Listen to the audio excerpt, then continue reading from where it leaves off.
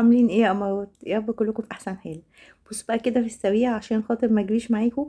انا خبزت نص كيلو سبونج جاهز في صينيه مقاس 22، او بمعنى اصح في حله مقاس 22. طلعت معايا 6 طبقات، خدت 3 طبقات منهم حشيتهم بالكريمه اللباني وبالاناناس وبالبندق المكسر، وضربت حوالي ربع كيلو كريم شانتيه خام.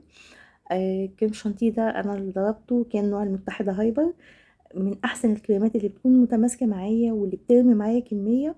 الربع كيلو بحط عليه في السقعه دي يعني، او بمعنى اصح في الجو اللي اتحسن شويه، ربع لتر ميه مثلجه، وبحط عليه حوالي نص كوبايه سكر، حبيبات عادي خالص.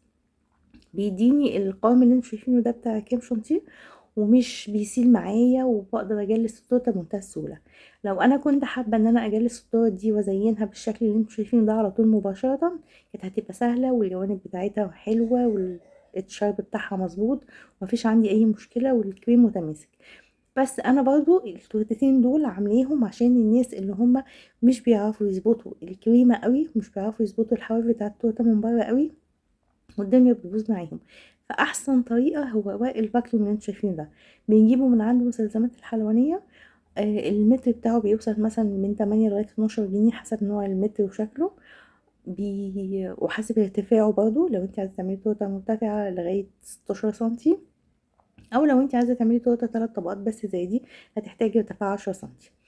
زي ما انتم شايفين طبعا القوام بتاع الكريم شانتيه متماسك جدا، علشان خاطر احنا ضاربينه بميه مثلجه وحاطين عليه كميه من السكر مش كتير قوي، وكميه حبيبات مش بودر. واشتغلت على طول.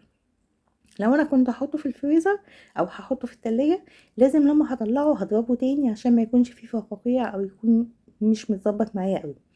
هنا انا حطيت اوريو، حطيت في النص قطع من المانجو محطوط عليها جيلي تلميع مانجا. هو طبعا بيحلي الطعم ومش بيخليها تسود، وبيخليها تقعد فترة طويلة في التلاجة، وبيدي لون حلو. في الناحية التانية حطيت توبنج كريز، كنا عاملينه مع بعض وموجود الوصفة بتاعته، لو حد محتاج اللينك يقولي وانا هبعتهوله، هحطله الرابط بتاعه يعني. وده قطع او شرايح من التفاح حطيتها برضه في جيلي تلميع عشان خاطر ما تسوديش معايا.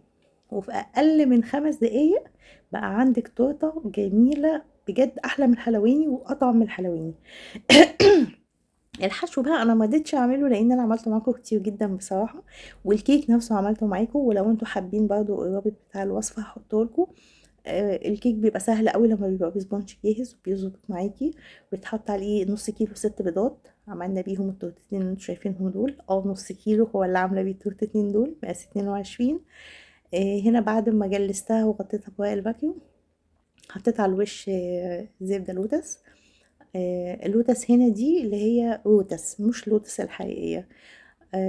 طعمها حلو وقريب جدا للوتس الحقيقي، وسعرها يعتبر معقول ب140 جنيه. خففتها بشوية زيت عشان خاطر، بس زيت نوع كويس جدا عشان خاطر ما يديش اي طعم وحش، وعشان تسيل معايا وتبقى سهلة ان هي تتفرد. وما بحاولش اسخنها، لان لو سخنتها ممكن تسيح الكريمة بتاعتي، وممكن هي نفسها تقفش زي الشوكولاتة كده وتعمل فتافيت. حطيت خطوط من جيل التلميع الشوكولاتة بتاع المتحدة، سهل جدا كده، وخطوط عشوائية اي حد يقدر يعملها. وحطيت في النص واحدة كريزة من التوبنج اللي كنا عاملينه. وده الشكل النهائي بتاع تورتتين، اعمليهم متحدي العيلة كلها، طعما حلوين شكلا حلوين. لو حابة رابط الكيك هتلاقيه عندي على الصفحة، وممكن ابعتهولك لو انت حابة بشكل خاص. لو حابة طريقة الحشو برضه نفسها هتلاقيها على الصفحة، حشيت معاكم كتير جدا بكمبوت اناناس، لو موجود مش موجود كفاية كريمة لباني. بنسقي التورت بعصير اناناس مخفف، ممكن نحط بندق متكسر بيدي طعم حلو. والسلام عليكم، واتمنى يكون عجبوكم، واسمع رأيكم بقى في حفظ الله.